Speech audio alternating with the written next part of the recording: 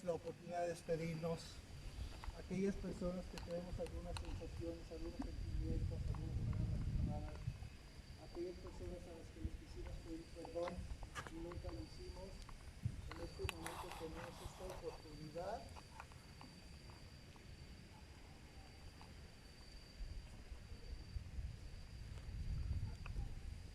y podemos fluir.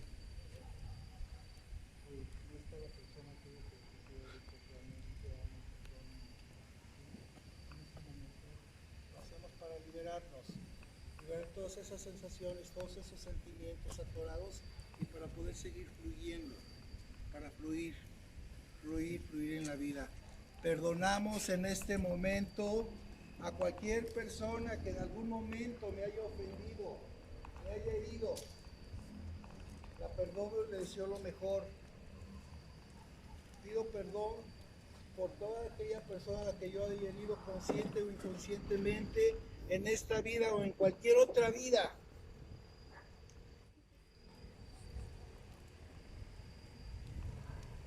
Pido perdón y me perdono.